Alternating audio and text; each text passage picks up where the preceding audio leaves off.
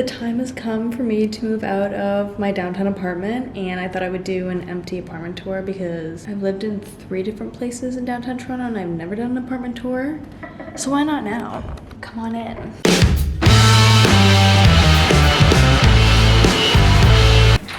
Front door, so you step in, and my sister's bathroom. This was her bathroom. Shower, everything.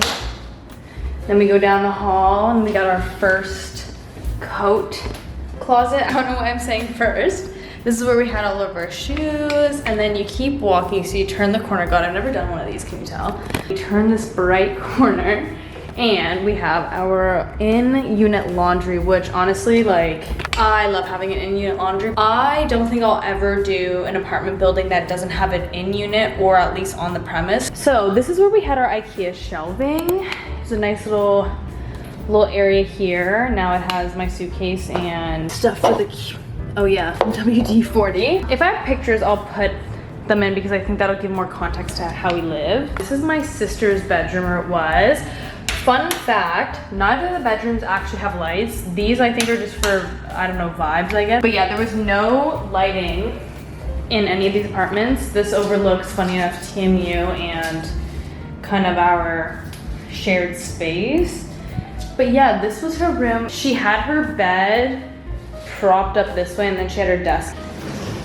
Closet. These have really big closet spaces for downtown Toronto units. Also, fun fact, getting a 2-bedroom, 2-bath with actual doors it's like, you gotta be like Sherlock Holmes, because these, and it's not the realtor's fault, but the listing agents will, like, a window or one of those sliding doors that is near a window is considered a room. Anyways, it's just absolutely diabolical. But yeah, that's the first bedroom. So we exit, and then this was the living space. We had the couch over here, we had our dining table, and then our island, because we like to cook, and this island space is just, it's not doable. This is where we had our cleaning supplies. We still do. That's the one thing that's not empty. Dishwasher, which also came in clutch. I would live in an apartment without a dishwasher, but this is such a bonus, but I wouldn't live without a washer and dryer unit. Oven, microwave, all this stuff, storage, my last bit of food. This is where we had our mini fridge and our vacuum. Lovely space. We have some of this here. My sister's already gone to Calgary, so, and then the fridge. Nothing like a downtown Toronto fridge that, it's a glorified mini fridge essentially. Like, this is like crazy. Never been able to get used to how small of a space it is. I've always needed to have like a mini fridge on hand. I don't know, these Toronto apartments, but I love them anyways. And then we had freezer, which is essentially 3 drawers. And then let's step into the balcony, because now I can show you guys where I live without getting worried. When we lived here, my boyfriend got me like a stand for my plants and everything, which I absolutely love because I wanted to have a garden. But yeah, this is the balcony, and the view of the balcony is in fact another building. But this is the Loblaws that has TMU on it. I was always worried when filming because this is one of those places you can definitely like distinct where it is. I don't know, like most downtown apartments, like I wouldn't recommend ever filming outside or like showing your window because it's so distinct. Like this especially is like, you see the TMU signs everywhere, and if you know that that's Loblaws, you know exactly what building I live in, which is why I'm doing this now too. Now for where the magic happens. My room, below a mattress for now, obviously. But yeah, this was my room. I had my bed propped up here, my desk here. I had a dresser here, and then my closet. It just feels so weird, just like dead space. In my bedroom, I had the ensuite, so just in front was my bathroom. But yeah, bathroom, I gotta clean some stuff, so don't take too much of a peek. But yeah, shower, tub, storage. I wanted to kind of give like my pros and cons to living downtown. I definitely will be coming back to downtown Toronto or the West End. Let's sit down and talk about pros and cons of living in downtown Toronto and if I would recommend it. Lived in multiple areas, specifically in the downtown stretch, so I feel like I'm well equipped to talk about all these things. So let's start off with the cons. This specifically has been my loudest apartment. This is off of Church and Carlton, if you know what that area is. Most places in Toronto, like they're on a busy street, you can't really avoid it. I've been in streets that I thought was busier, and it might have been how high we were in the building, but I could barely hear it, but here I hear it the most. My loudest apartment, which is something you have to take into account when you want to live downtown and how accessible you want it to be. What I would recommend is just going higher. I'm glad we didn't go higher just because moving things up and down and being one of the lower elevator stops. If you're nervous about it being loud, I would recommend just going higher, like 15th floor and up.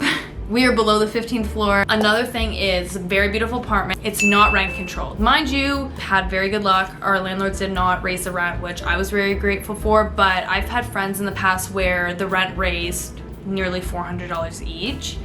And if you're not in a rent controlled building, that is completely legal in Toronto. And if our landlord wanted to raise our rent by $1,000 and we had to pay $500 each, that would have been completely legal. But please look into your rights because they have to give you, I think it's a 60 or 90 day notice if they are gonna do that. And typically when you sign a contract, they can't raise it. Don't take my word for it, but that's around the area of what I understand is that they do have to give you a notice. But if you're not in a rent controlled building, which is, I'll put on the screen, I think it's a building after 2017.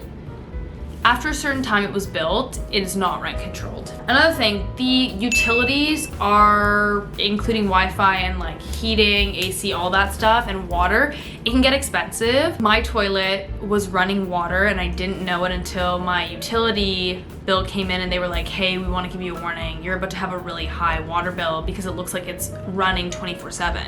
Obviously, we're not keeping the faucets on 24/7, so we're like, what's going on here? What's going on? So we ended up having to replace the toilet completely because we had to fit a $250 water bill one month.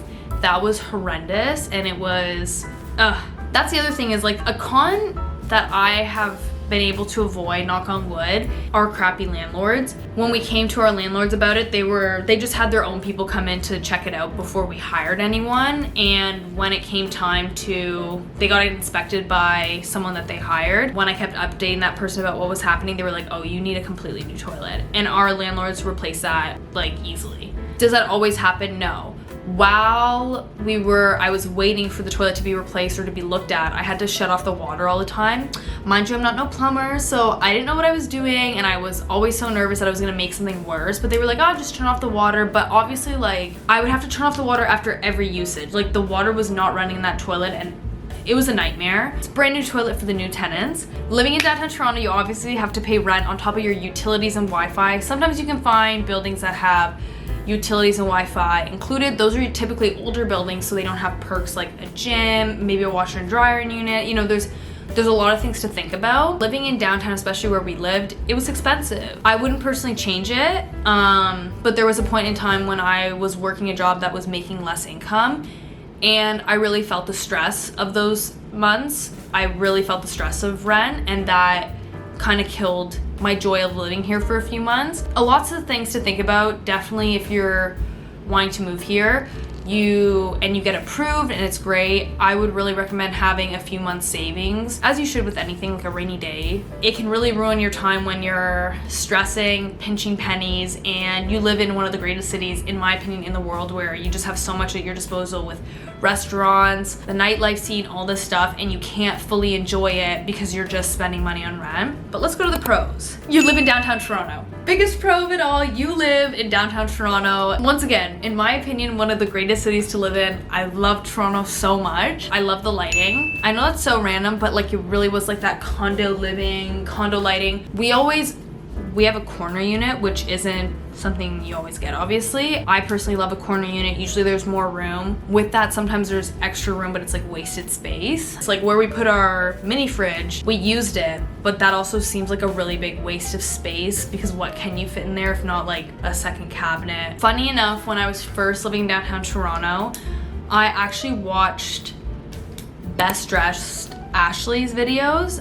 She doesn't post at all anymore because she was stalked, which really sucks because I loved her videos. But I would watch her YouTube videos on New York City apartment hunting. And I know New York City and Toronto are not the same. Her advice that she gave in the videos, and I'll link it down below. Those were so helpful. This video is more me showing you my apartment and obviously talking about it. I remember talked about lighting because she was a full-time YouTuber and creator, and she was like, south facing has the most lighting, so that was a priority for her. That became a priority for me because I get bad seasonal depression. Like I don't do well when it's dark, and if I can stay in my apartment, I will, which like if I can become a hermit, I will, which is not good. This was walking distance from everywhere. My sister went to U of T, I went to TMU for reference. We both walked to school from this downtown apartment. If you are a commuter, you know how amazing it is to be able to just walk anywhere, because if you're a commuter, it sucks getting on the TTC at rush hour, and it sucks being at the discretion of the transit. The transit is great here, but when it's crappy, it sucks. And some people are commuting over an hour away to be able to either work or go to school in downtown Toronto, and so I got to just walk home. So like 2 to 3 hours of my day that could have been on the TTC, I didn't have to do that. The independence that comes from living in your own apartment is so awesome. I lived with my sister, and so that was like a different level of freedom. Close to restaurants. I love living in the city. I can say this a million times. Toronto has, if not the best food. Some restaurants were not walking distance from me, naturally. Like, you live downtown, there's the East End, there's the West End, there's like Mississauga, there's Scarborough, there's places that have so many good restaurants. So what was nice was I live near a subway station. Also, I live near a streetcar stop, and then up the street, like a few blocks over, is the bus. I had 3 transits options at my disposal. Obviously, they're going in different areas, so I would use them for different things. But me hopping on 5 subway stops is obviously different than someone commuting into the city. The certain perks that this building had, even though it was not rent controlled, was that it had a gym. I kind of used it. I didn't use it to its full extent. I did really enjoy a good like workout class in the city, very typical, but I really loved it. But I had that option to have a gym in-house. I didn't have to get a gym membership. But now that I've been here for a while, and now that I'm moving away from the city for a very short period of time, I will be back. Would I recommend living downtown? Yes. I know it seems obvious, but if I was in a different financial situation and I had family who lived within the downtown core, no, I wouldn't move out. If you don't have the financial means, don't do it. It's not worth the stress. I went through a period of time, like I said, where my job, I wasn't making a lot of money. Mind you, I'm not like rich or anything now. If you have the financial means to live in downtown Toronto, 100% worth it. It's worth the money. I know everyone talks about owning versus renting. What a waste of money. The memories I've made and the adventures I've been able to go on because I've had the accessibility of being within the city is unmatched. Anyone who tells you otherwise either just doesn't love living in the city or has family here, so it's not worth it for them to live outside of their house. Thanks for watching my video. I wonder how long I made this or how much stuff I cut out. But if you want another video on living in downtown Toronto as a student, living in the city post being a student, all those kind of things, I can go into more depth with that. But yeah, that was my empty apartment tour, and can't believe it's the end to an era temporarily. Thanks for watching, and I'll see you guys in the next one.